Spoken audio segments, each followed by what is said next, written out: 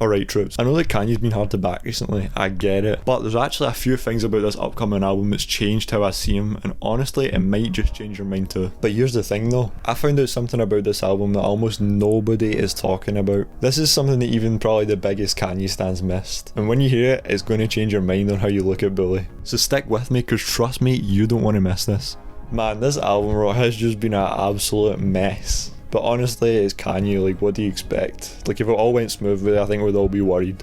First off, that horse in the merch, I mean seriously, who would think, you know what this album really needs? A horse rocking the bloody merch. Like I get the hype for Bully, right? But I don't think anybody's buying the album just because a horse wore the hoodie. It's classic Kanye though, isn't it? He's always doing something that keeps you on your toes. And so now the next thing with this rollout. One of the tracks that fans are calling Highs and Lows, which was a leak off the album. And it featured this like beautiful sample from the song called Salil Salil by like this French artist called Pommy. Anyways, the kind of thing that Kanye's always been absolutely amazing at. He flipped this sample into something like completely fresh. But here's the thing though, Pommy came out publicly and said that she didn't approve of the sample. And the reason is because, in her own words, it's because she didn't agree with Kanye's political stance, which is completely her right, honestly. She didn't want to be associated with him, and given his recent controversies, it's not hard to see why. But it is frustrating though, because that track sounded absolutely incredible in the snippets that we heard for it. Moments like this are when you realise that how hard it is to separate art from artist. Like, shouldn't good music be able to just stand on its own, no matter who's making it? But what do you think though? Do you think that Pommy should have allowed this sample, or do you think that it was completely her right to draw the line? I don't know, let me know in the comments, because this one's a tough one.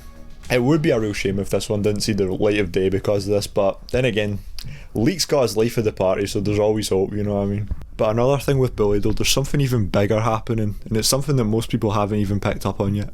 This is where it gets interesting though, because the album title Bully is not just some random name.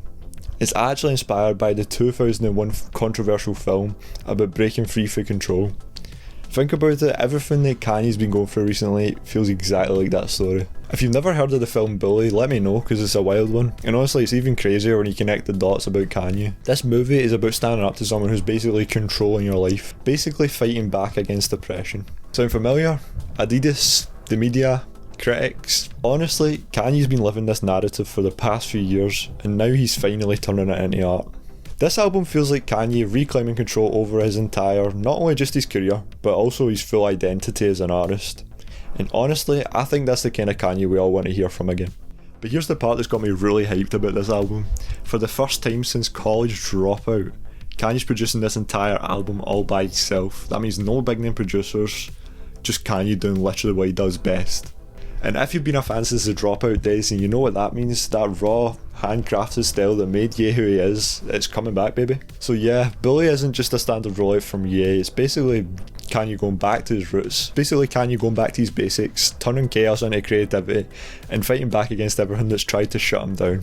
This could be his most important album in years, and I'm excited for it. And if you made it this far in the video, make sure you do yourself a favour and hit that like button and that subscribe button down below to see more videos like mine.